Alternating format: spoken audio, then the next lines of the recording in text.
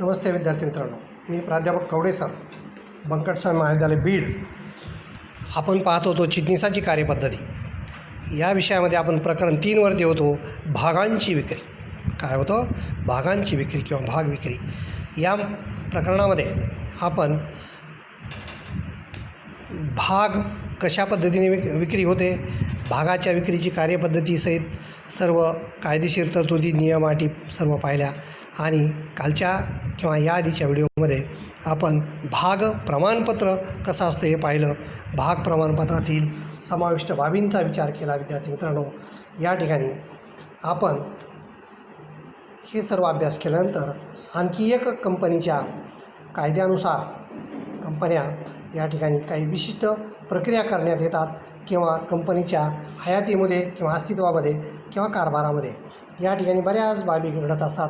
आणि या अनेक प्रकारच्या घडामोडीमध्ये विद्यार्थी मित्रांनो त्या ठिकाणी कंपन्यावरती बऱ्याच बाबीची नामुष्की देखील उडत असते किंवा सर्व सभासद हे कंपन्याचे जे मालक असतात त्यांच्याकडून वेगवेगळ्या प्रकारच्या ॲक्टिव्हिटीज केल्या जातात. त्यामध्ये काही भाग असा आहे की तो या ठिकाणी काही सभासदांना आपल्या कंपनीची मालकी जर नको असेल तर अशा प्रकारच्या भागधारकांसाठी वेगवेगळ्या प्रकारच्या ट्रीटमेंट या ठिकाणी देणं गरजेचं असतं. आणि त्यामध्ये एक महत्त्वाचा मुद्दा आज आपण अभ्यासणार आहोत आणि तो मुद्दा आहे विद्यार्थी मित्रांनो भाग जप्ती. तो मुद्दा काय आहे आपला? आज 3.7 हा मुद्दा आहे, भाग जप्ती. विद्यार्थी मित्रांनो, या ठिकाणी या अगोदरच्या पेजवर एक मुद्दा होता आणि तो आपल्या 25% अभ्यासक्रमातून वगळल्यामुळे या ठिकाणी आपण तो मुद्दा न घेता आपण 3.7 वरती जात आहोत. किती वरती जात आहोत? 3.7 वरती आहोत. आणि या ठिकाणी मुद्दा त्यांनी वगळला होता तो म्हणजे भाग वाटपाची कार्यपद्धती. काय वगळला आहे त्यांनी? भाग वाटपाची जी कार्यपद्धती आहे या कार्यपद्धतीमध्ये त्यांनी 25% हा सिलेबस कट केलेला आहे आणि तुमच्या पुस्तकामध्ये देखील त्याची खूण करून ठेवा. आणि 3.6 बहुतेक या ठिकाणी कट आहे आणि हे 25% या ठिकाणी सिलेबस कमी करण्यात आल्यामुळं आपण सरळ पद्धतीने 3.7 वरती आहोत. आणि 3.7 हा मुद्दा आहे आपल्या अभ्यासासाठी भाग जप्ती. काय म्हणतो त्याला आपण? भाग जप्ती. किंवा या ठिकाणी काय केलं जाईल? भाग प्रमाणपत्र त्या ठिकाणी जप्त केले जातील, अशा प्रकारचा हा मुद्दा आहे. विद्यार्थी मित्रांनो, भाग जप्ती ही का केली जाईल, कशाची पद्धत असेल, कशाचा परिणाम काय असेल किंवा कोणत्या कारणामुळे भाग जप्त केले जातात, अशा प्रकारचा अभ्यास या ठिकाणी आपण करणार आहोत. विद्यार्थी मित्रांनो लक्ष द्या. या ठिकाणी काय म्हणतात ते? एखादा भागधारक विशिष्ट कालावधीत, काय म्हणतायत? विशिष्ट कालावधीत भागावरील मागणी हप्ता देण्यास असमर्थ असेल तर नियमावलीत तरतूद असल्यास संचालक मंडळ असे भाग जप्त करू शकते. संचालक मंडळ काय करू शकते? असे भाग जप्त करू शकते. विद्यार्थी मित्रांनो बघा, भागधारक म्हणजे शेअर होल्डर. भागधारक म्हणजे कोण? शेअर होल्डर किंवा कंपनीचा आपण त्याला काय म्हणतो आहे? सभासद असं म्हणतो. हा जो शेअर होल्डर आहे या शेअर होल्डरला ज्यावेळेस आपण भाग वाटप केले, काय केले? भाग वाटप केले, त्यावेळेस हे भाग वाटप करताना त्यांनी सुरुवातीला अर्जावरचं मागणी शुल्क दिलं होतं. काय अर्जावरचं काय दिलं होतं? त्यांनी मागणी शुल्क भरलं होतं. हे मागणी शुल्क भरल्यानंतर आपण त्याच्या आधारे त्याच्याकडं काय केलेलं आहे? भाग वाटप केलेले आहेत. हे वाटप केल्यानंतर आपण उर्वरित जी दर्शनीय मूल्याची राशी आहे त्याची राशी किंवा रक्कम आहे ही कशी घेतो? ते म्हणजे प्रथम हप्ता. कशी वसूल करतो आपण? प्रथम हप्ता, द्वितीय हप्ता, आहे की नाही?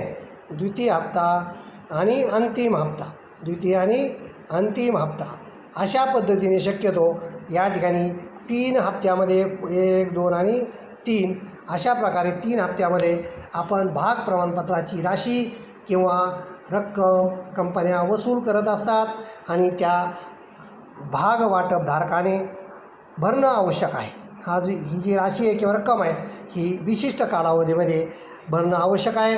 म्हणजे भाग वाटप केल्यानंतर किती कालावधीमध्ये यांनी ही रक्कम किंवा रुपये या ठिकाणी कंपनी अकाउंटमध्ये भरणं आवश्यक आहे ही उल्लेखित बाब त्यांना त्यांच्या भाग वाटपपत्रामध्ये उल्लेख केलेला असतो आणि त्याच्या टर्म कंडिशन किंवा पहिला हप्ता दुसरा हप्ता बरोबर आहे, पहिला हप्ता दुसरा हप्ता किंवा तिसरा हप्ता कशा पद्धतीने या ठिकाणी तुम्ही द्यावा बरोबर किंवा भरण्यात यावा याचा विशिष्ट कालावधी काय राहील आणि प्रत्येक हप्त्यावरची प्रत्येक हप्त्यावर किती राशी द्यावी या ठिकाणी अशा पद्धतीचा परिणाम किंवा या ठिकाणी पत्र त्या ठिकाणी वाटपाच्या पत्रासोबतच त्या ठिकाणी त्यांना कळवलेलं असतं. विद्यार्थी मित्रांनो, ज्यावेळेस कंपनी पहिल्या हप्त्याची मागणी करते, काय प्रथम हप्त्याची मागणी करते, त्या वेळेसच त्या ठिकाणी त्यांनी घोषणा केलेली असते कंपनीने किंवा प्रत्येक सभासदाच्या रजिस्टर्ड ॲड्रेसवर म्हणजे त्यांनी नोंदणी केलेल्या पत्त्यावर कंपन्या काय करतात, या पत्त्यावर पत्रामध्ये उल्लेख करतात किंवा पत्र पाठवतात आणि या पत्राच्या आधारे त्यांना काय करायचं असतं, या ठिकाणी प्रथम द्वितीय किंवा तृतीय हप्त्याची मागणी करायची असते. ही ज्यावेळेस मागणी केली जाते ती मागणी किती दिवसात भरावी म्हणजे विशिष्ट कालावधीमध्ये याची रक्कम भरण्यात यावी अशा प्रकारची सूचना त्यांना कळवण्यात आलेली असते. ही सूचना कळवलेली असते आणि ही सूचना ज्यांनी पाळली नाही किंवा काही भागधारक जर भागावरील मागणी हप्ता भरण्यास किंवा देण्यास बरोबर आहे असमर्थ म्हणजे या ठिकाणी त्यांनी भरला नाही किंवा त्यांच्याकडं ती रक्कम भरण्यासाठी पैसे नाही किंवा रक्कम नाही अशा प्रकारचं कुठलंही सबब या ठिकाणी चालत नाही. मग अशा प्रकारची असमर्थता किंवा त्यांनी या ठिकाणी जर वेळेच्या ही रक्कम भरली नाही तर नियमावलीमध्ये अशा सभासदासाठी अथवा अशा प्रकारच्या मागणी हप्त्यासाठी नियमावलीमध्ये तरतूद असल्यास म्हणजे नियमावलीमध्ये कंपनीने काय केलेलं असतं, कंपनीने नियमावलीमध्ये काय केले असते, तरतूद किंवा नियम दिलेले असतात. कंपनीकडून काय घेतले असतात, नियम लावलेले असतात आणि ते नियमावलीमध्ये कंपनीच्या छापलेले असतात. या नियमानुसार असा प्रसंग करून आणणारे जे सभासद आहेत किंवा भागावरील मागणी हप्त्याची रक्कम किंवा राशी देण्यास जे असमर्थ होतात किंवा ते देऊ शकत नाहीत अशा सभासदासाठी काय होतं, संचालक मंडळ त्या व्यक्तींचे किंवा त्या सभासदाचे भाग जप्त करू शकते. असं नियमावलीमध्ये तरतूद असेल तर तुम्ही संचालक मंडळ कंपनीचं काय करेल, अशा प्रकारचे भाग जप्त करेल. म्हणजे त्या ठिकाणी काय केलं जाईल, त्याच्यावर जप्ती आणली जाईल आणि हे प्रमाणपत्र त्यांच्याकडचे काय बाद केले जातील. जप्त करणे म्हणजे काय करणे, बाद करणे बरोबर आहे.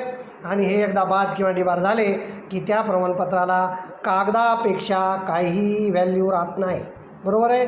शेअर होल्डरकडे किंवा भाग वाटपधारकाकडे किंवा सभासदाकडे जे प्रमाणपत्र गेलेले असतील त्या प्रमाणपत्रावरची मागणी त्यांनी पूर्ण न केल्यामुळे त्यांच्या प्रमाणपत्राचा कायदेशीर हक्क काय होतो, तो कायदेशीर हक्क या ठिकाणी काढून घेतला जातो आणि कंपनी तशा पद्धतीने त्यांना कळवते, त्यांना काय करते, कळवते की आपला कंपनीच्या एक्स रकमेचा बरोबर आहे जी रक्कम किंवा रुपये आहेत एवढ्या रकमेच्या भागाचा किंवा मालकी हक्काचा या ठिकाणी आपला कंपनीवरील मालकी हक्क काय करण्यात येत आहे, काढून घेण्यात येत आहे. अशा पद्धतीची सूचना त्यांना पाठवली जाईल आणि त्यांचे भाग जप्त केल्याचं त्यांना कळवलं जाईल. अशा प्रकारचा हा मुद्दा आहे विद्यार्थी मित्रांनो. सभासदाचा मालकी हक्क काढून घेतला जातो. काय आपण चर्चा केली, सभासदांचा मालकी हक्क काढून घेतला जातो जे रक्कम किंवा मागणी अर्जाची रक्कम भरत नाहीत. यास भाग जप्ती असे म्हणतात. त्यांचा हक्क काढून घेतला म्हणजे त्याचं काय म्हणतात, त्या ठिकाणी भाग जप्ती काय म्हणतात, भाग जप्ती असे म्हणतात. आणि या ठिकाणी या भाग जप्ती मुद्द्यावर विद्यार्थी मित्रांनो परीक्षेमध्ये प्रश्न शक्यतो असतो. तर भाग जप्ती कशी केली जाते, का केली जाते आणि त्याचा परिणाम काय होतो, या सगळ्या बाबी तुम्ही चर्चेमध्ये किंवा अभ्यासामध्ये घ्या आणि बारकाईने आणि काळजीपूर्वक अभ्यास करा.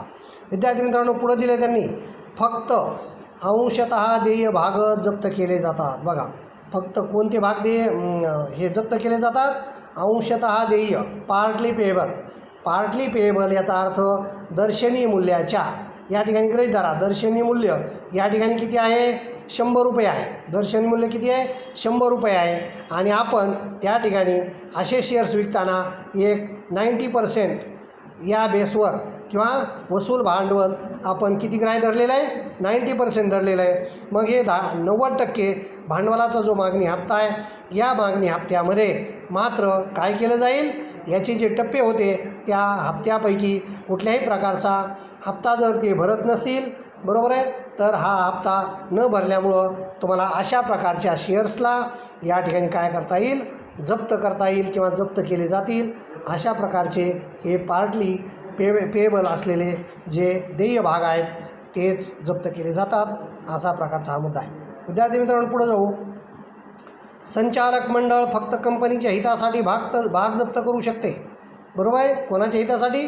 कंपनीच्या हितासाठी संचालक मंडळ अशा प्रकारचं जप्ती आणते किंवा जप्त करते. कंपनी संबंधित सभासदाला जप्तीची सूचना पाठवावी लागते. असे परस्पर कोणाचेही शेअर्स किंवा भाग हे जप्त करता येत नाहीत.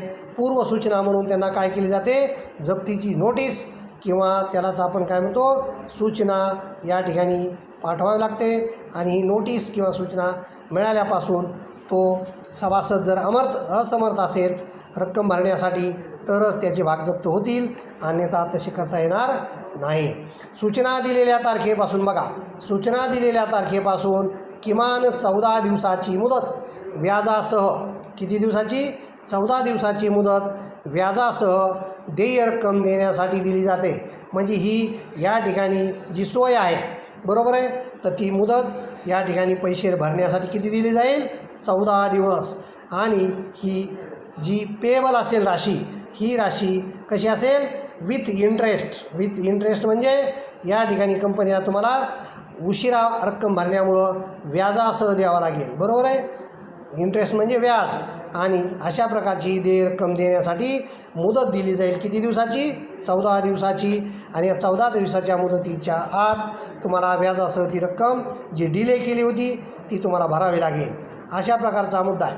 विद्यार्थी मित्रांनो, हे भाग कंपनीचे असल्याने अशा जप्त केलेल्या भागांची पुनर्विक्री केली जाऊ शकते. अशा भागांची काय केली जाऊ शकते? पुनर्विक्री केली जाऊ शकते. त्याचं कारण जप्त केलेले भाग हे पडून ठेवण्यापेक्षा ते ट्रान्सफरेबल कंपनी मान्यता देते आणि दुसऱ्याच्या नावावर केले जाऊ शकतात आणि भांडवलाची उर्वरित भरपाई केली जाऊ शकते. जप्त केलेल्या भागांचे पुनर्वाटप, बघा, जप्त केलेल्या भागाचे पुनर्वाटप हे साधारण वाटपासारखे नसते. साधारण भाग म्हणजे आपले मूळ भाग जे होते त्याच्या वाटपासारखं याचं वाटप नसते. अशा प्रकारचा हा मुद्दा आहे. पुनर्वाटपानंतर जर कंपनीकडे म्हणजे त्या ठिकाणी भाग वाटून दिले आणि दुसऱ्याकडे ते मालकी गेली, तर पुनर्वाटपानंतर जर कंपनीकडे देय असलेल्या रकमेपेक्षा अधिक रक्कम जमा झाली तर अशी जास्तीची रक्कम, बघा, या ठिकाणी भागधारकांना परत केली जाते. म्हणजे काय होतं? वसूल रक्कम ही 10 रुपये होती, बरोबर आहे, परंतु पुनर्वाटपामध्ये त्यांना 15 रुपये मिळाले. किती मिळाले? 15 रुपये मिळाले. तर ही जी 5 रुपये फरकाची राशी आहे ही धारकांना काय केली जाईल? मग परत केली जाईल. अशा पद्धतीचा हा मुद्दा आहे. म्हणजे जास्तीची राशी ठेवून घेता येत नाही. विद्यार्थी मित्रांनो, पुढचा मुद्दा आहे संचालक मंडळ भागधारकांच्या विनंतीनुसार ठराविक कारणामुळे काय करू शकतात? भाग जप्ती रद्द करू शकतात आणि सदर विनंती भागाच्या पुनर्वाटपापूर्वी केलेली असावी. अशा ठिकाणी भागवाटप रद्द कधी होते? जर भागधारकांची विनंती आली तर. काय आली तर? विनंती किंवा त्याला आपण काय म्हणतो? रिक्वेस्ट, आहे की नाही? ही जर रिक्वेस्ट आली तर ही रिक्वेस्ट आल्यानंतर अशा प्रकारच्या भागधारकांना पुनर्वाटपापूर्वी त्याला आलेली विनंती ही मान्य केली जाते. मात्र विनंती येताना मात्र कधी यावी? पुनर्वाटपाच्या अगोदर जर आली तर या ठिकाणी याच जुन्या भागधारकांचा किंवा सभासदांचा विचार केला जाईल आणि या विनंतीच्या आधारे त्याच्या भाग वाटपाची किंवा पुनर्वाटपाचा निर्णय किंवा जप्तीचा निर्णय हा केला काय होईल, रद्द होईल. जप्तीचा निर्णय काय होईल, रद्द होईल. अशा प्रकारचा मुद्दा आहे आणि त्या भागधारकांची उर्वरित रक्कम वसूल केली जाईल. अशा प्रकारची विनंती आल्यास तो रद्द होईल. विद्यार्थी मित्रांनो, ज्यावेळेस कंपन्या अशा प्रकारचे भाग जप्त करतात त्यावेळी बऱ्याचशा गोष्टीवर परिणाम होतात. बऱ्याचशा बाबीवर काय होतात, मग कंपनीच्या परिणाम होतात आणि ते कोणते परिणाम आहेत हे आपण आता या ठिकाणी आपण पाहणार आहोत. विद्यार्थी मित्रांनो, या ठिकाणी भाग जप्तीचा परिणाम काय होतो या ठिकाणी त्या बाबतीमध्ये संदर्भात त्यांनी 3 मुद्दे या ठिकाणी आपल्याला दिलेले आहेत. कंपनीवर त्याचा कशा प्रकारचा परिणाम होतो, अशा प्रकारे जे भाग जप्त केले जातात किंवा भाग मागणी हप्त्यावरील रक्कम वसूल न झाल्यामुळे संचालक मंडळापुढे भाग जप्त करण्याशिवाय कुठलाही पर्याय राहत नाही. मग पर्याय नसेल तर भाग हे काय केले जातात, जप्त होतात आणि हे जप्त केलेल्या भागाचा काय परिणाम होतो, काय आपल्या कंपनीवर काय परिणाम होतो, तो परिणाम काय होत असेल किंवा कशा प्रकारे त्याची तजवीज केली जाईल याच्याविषयी चर्चा आपल्याला या ठिकाणी करायचं आहे. आणि ही चर्चा करत असताना आपण शीर्षक पाहत आहोत या ठिकाणी भाग जप्तीचा परिणाम. काय पाहत आहोत विद्यार्थी मित्रांनो, भाग जप्तीचा परिणाम. या ठिकाणी पहिला मुद्दा आहे. या ठिकाणी अशा प्रकारे कंपनीने जर भाग जप्त केले तर त्याचा परिणाम काय होतो, हा मुद्दा या ठिकाणी त्यांनी दिलेला आहे. भाग जप्तीचा परिणाम 1 नंबर आहे, सभासदत्व संपुष्टात येणे. बघा विद्यार्थी मित्रांनो, पहिला मुद्दा काय आहे, कंपनीचं सभासदत्व संपुष्टात येणे. म्हणजे ज्या लोकांना भागाचं वाटप केलं होतं, बरोबर आहे, भाग प्रमाणपत्राचं काय केलं होतं, वाटप केलं होतं. हे भाग प्रमाणपत्राचं वाटप केल्यामुळं त्या ठिकाणी तेवढ्या संख्येने काय झालेलं आहे, तुमचे सभासद संख्या वाढलेली आहे, है की नाही. सभासदांची काय वाढली, संख्या वाढली. या संख्येमधून तुम्ही असं काय धरलं होतं की त्या संख्येच्या पटीमध्ये त्याचं भांडवल किंवा रक्कम आपल्या कंपनीमध्ये वसूल होणार आहे किंवा भांडवल म्हणून रक्कम येणार आहे. अशा प्रकारचा हा मुद्दा या ठिकाणी उपलब्ध होणार होता. आणि त्याऐवजी होतं आहे काय, नेमकं या सभासदाने भागावरील मागणी हप्ता न भरल्यामुळे, मागणी हप्ता न भरणे, हप्ता न देणे किंवा न हप्ता देणे अशा प्रकारची क्रिया झाल्यामुळं या ठिकाणी काय झालं, या ठिकाणी भागाची जप्ती झाली. मग भाग जप्ती झाल्यानंतर विशेष म्हणजे त्याला पत्राने आपण सूचना काय नोटीस कळवली, ती म्हणजे आपले सभासदत्व आपण भाग मागणीवरील हप्ता न भरल्यामुळे विशिष्ट कालावधी ओलांडलेला आहे आणि नियमाचं उल्लंघन करण्यात आल्यामुळे या ठिकाणी आपले सभासदत्व नष्ट करण्यात येत आहे किंवा आपले सभासदत्व संपुष्टात येऊन कंपनीवरील आपला मालकी हक्क काढून घेतला जात आहे. अशा प्रकारची सूचना ही कोणाला कळवली जाते, सभासदाला कळवली जाते किंवा वाटपधारकाला कळवली जाते. म्हणून ही सूचना गेल्यानंतर आपोआपच त्याचं काय होतं, मालकी हक्क संपुष्टात येतो. काय होतो, मालकी हक्क किंवा सभासदत्व संपुष्टात येते. आणि अशा प्रकारचा हा पहिला परिणाम कशावरती होतो विद्यार्थी मित्रांनो, त्याच्या सभासदत्वावर होतो. आणि पुढं त्यांनी दिले, भाग जप्त केल्यानंतर सभासदाचे सभासदत्व काय होते, संपुष्टात येते आणि सभासदत्वाचे सर्व हक्क संपुष्टात येतात. म्हणजे मेंबरशिप किंवा कंपनीचे भागधारक यासाठी जो कायदा आहे त्या कायद्याचं मालकी हक्काचं संपुष्टीकरण होतं किंवा या ठिकाणी सर्व हक्क काय होतात, नाहीसे होतात.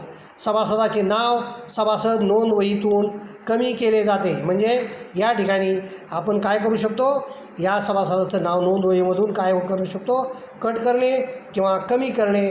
आणि नोंद वही अपडेट करताना त्या ठिकाणी या सभासदाचं नाव घेतलं जाणार नाही किंवा ते कमी केलं जाईल आणि त्याच्यासमोर या ठिकाणी सभासद संपुष्ट आल्याची नोंद त्या ठिकाणी केली जाईल आणि आपण नोंद वहीमध्ये त्या ठिकाणी त्याची नोंद घेतली जाईल आणि सदत्व रद्द केल्याची नोंद त्या ठिकाणी होईल. विद्यार्थी मित्रांनो, हा कसा प्रकार आहे, आपल्या शाळा महाविद्यालयामध्ये देखील जर आपला TC गेला, आपले नाव विद्यार्थी पटावरून कमी करण्यात आले, विद्यार्थ्याचं नाव काय करण्यात येतं, पटावरून कमी करण्यात येतं. मग नाव जर कमी करण्यात आलं तर त्या ठिकाणी तुमच्या आवक रजिस्टरमध्ये किंवा नोंद रजिस्टर जी असते विद्यार्थ्याची नोंद रजिस्टर, त्या नोंद रजिस्टरमधून काय केलं जातं, रिमार्क लिहिला जातो आणि त्या विद्यार्थ्याचं शाळा सोडून गेल्याचं त्या ठिकाणी नोंद केली जाते.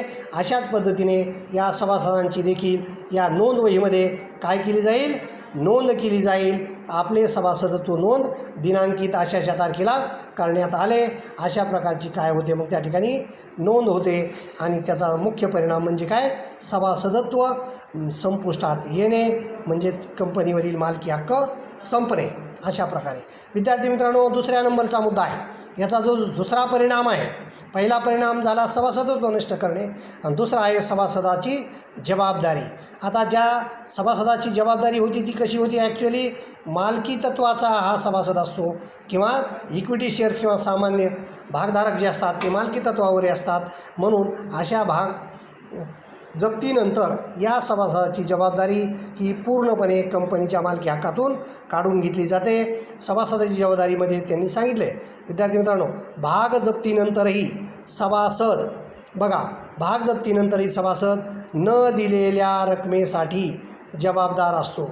म्हणजे या ठिकाणी त्याची भाग जप्ती जरी केली तरी देखील न दिलेली जी रक्कम आहे त्यासाठी तो काय आहे, जबाबदार किंवा रिस्पॉन्सिबल आहे. तर अशा प्रकारचा हा मुद्दा कंपनीच्या तरतुदीमध्ये असेल. विद्यार्थी मित्रांनो, पुढं लिहिलं आहे, कंपनीने जप्त केलेल्या भागांचे पुनर्वाटप केल्यास सभासदांची जबाबदारी संपुष्टात येते. कुठपर्यंत जबाबदारी आहे विद्यार्थी मित्रांनो, ही जबाबदारी आहे त्याची जोपर्यंत भाग जप्त केलेले आहेत मात्र ते कुठेही वाटलेले नाहीत किंवा त्याची मालकी या ठिकाणी संपुष्टात आलेली नाही. बरोबर आहे, मालकी संपलेली नाही तोपर्यंत या ठिकाणी त्याची जबाबदारी ही अबाधित आहे. बरोबर आहे, आणि ही जी जबाबदारी आहे ही जबाबदारी अबाधित आहे किंवा त्याला तेवढ्या रकमेसाठी काय धरलं जाईल, जबाबदार धरलं जाईल, न भरलेल्या रकमेसाठी किंवा न दिलेल्या रकमेसाठी. आणि ती झाल्यानंतर पुढचा मुद्दा असा येतो तो म्हणजे त्याची जबाबदारी संपुष्टात येते. जबाबदारी कधी संपते, जबाबदारी संपते त्याची ह्या भागांचं पुनर्वाटप, भागांचं काय केलं जातं, पुनर्वाटप केलं जातं. भागांचं जर पुनर्वाटप केलं तर भागांचे पुनर्वाटप झाल्यामुळे या ठिकाणी काय केलं जाईल, त्याची जबाबदारी ही संपुष्टात येईल. त्याची जबाबदारी काय होईल, संपुष्टात येईल, कारण त्याची मालकी बदलली. बरोबर आहे, पुनर्वाटप केल्यामुळं काय घडलं विद्यार्थी मित्रांनो, त्याची काय बदलली, मालकी बदलली. आणि ही जी शेअर्सच्या प्रमाणपत्राची मालकी बदलेल ती मालकी बदलल्यामुळं जुने जे सभासद होते त्यांची जबाबदारी किंवा सभासद आहेत त्यांची जबाबदारी संपुष्टात आली असं डिक्लेअर होईल. अशा पद्धतीचा हा 2 नंबरचा परिणाम होता. एक होता सभासदत्व संपुष्टात येणे, दुसरं होतं त्या सभासदाची जबाबदारी संपणे, आणि तिसरा मुद्दा आहे कंपनीचे विसर्जन. तिसरा मुद्दा काय, कंपनीचे विसर्जन. तर तो काय मुद्दा आहे आपण आता या ठिकाणी पाहून घेऊ. विद्यार्थी मित्रांनो, तिसरा मुद्दा आहे कंपनीचे विसर्जन किंवा डिझॉल्युशन. बरोबर आहे, या ठिकाणी डिझॉल्युशन जे होतं कंपनीचं, हे डिझॉल्युशन ज्याला आपण कंपनीचं विसर्जन म्हणतो, डिझॉल्व होणे याचा अर्थ कंपनीचं विसर्जन करणे. मग ही कंपनी विसर्जनाच्या प्रसंगी याची परिणाम काय होतो हे पाहायचं आहे आपल्याला. परिणाम काय पाहतो होता आपण, भाग जप्तीचे परिणाम, आणि हे परिणाम किंवा या ठिकाणी इफेक्ट काय होतात, परिणाम म्हणजे काय, इफेक्ट काय होतात भाग जप्तीचे, हा मुद्दा आपण पाहत आहोत. हे जे इफेक्ट आहेत हे कंपनीचे या ठिकाणी कंपनीवर काय इफेक्ट होतात, तर एक सभासदत्व संपुष्टात येतं आहे, दुसरं सभासदाची जबाबदारी संपते, आणि तिसरं कंपनीच्या विसर्जन प्रसंगी भाग जप्तीच्या बाबतीत काय होतं, भाग जप्तीपासून 1 वर्षाच्या आत, बघा विसर्जनाच्या प्रसंगी काय होतं आहे, भाग जप्तीपासून 1 वर्षाच्या आत कंपनीचे विसर्जन झाल्यास, बघा कंपनीचं काय झालं अशा प्रसंगी, विसर्जन झाल्यास ज्या सभासदांचे भाग जप्त केले होते तो भाग हप्ता मागणी भरण्यास माजी सभासद म्हणून जबाबदार असतो. या ठिकाणी मजेशीर बाब अशी आहे की ते पेएबल राहिलं. भाग जप्तीपासून 1 वर्षाच्या आतमध्ये जर कंपनीचं विसर्जन झालं तर ज्या सभासदाचे भाग जप्त केले होते, बरोबर आहे, तो भाग हप्ता मागणी भरण्यासाठी माजी सभासद म्हणून काय आहे, तो जबाबदार आहे. त्याचं कारण की जप्त केलेले भाग हे या ठिकाणी तोपर्यंत त्याच्या नावावरच राहिले आणि म्हणून या ठिकाणी काय झालेलं आहे, माजी सभासद जो आहे तो या ठिकाणी मागणी भरण्यासाठी तो काय आहे, जबाबदार आहे. अशा प्रकारचा हा शेवटचा परिणाम विद्यार्थी मित्रांनो या ठिकाणी पाहिला आपण. हे 3 परिणाम भाग जप्तीचे या ठिकाणी आपण पाहिलेले आहेत. काळजीपूर्वक अभ्यास करा. काय काळजीपूर्वक अभ्यास करा. महत्त्वाच्या बाबीच्या नोंदी करत चला आणि छोटे छोटे टिपण या ठिकाणी तुम्ही जर व्हिडिओ ऐकताना केले, माझ्यासोबत नोंदी करा. मी जे महत्त्वाचं घेतो तेच तुम्ही जरी लिहून घेतलं तर तुमचा अभ्यास सुकर होईल आणि तो सुकर झालेला अभ्यास परीक्षेसाठी तुम्हाला वाचन करताना पूरक म्हणून या ठिकाणी कामाला येईल. विद्यार्थी मित्रांनो, परीक्षेच्या दरम्यान देखील तुम्हाला हीच बाब करायची आहे.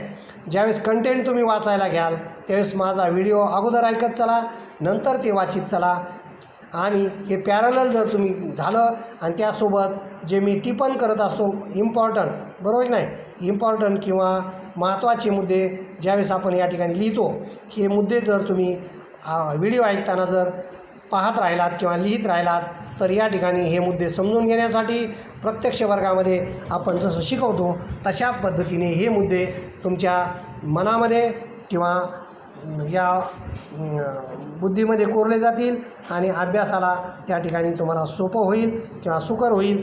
या बाबींची तुम्ही नोंद घ्या, काळजी घ्या, सुरक्षित राहा, घरातच राहा. पुढील व्हिडिओची वाट पहा. धन्यवाद.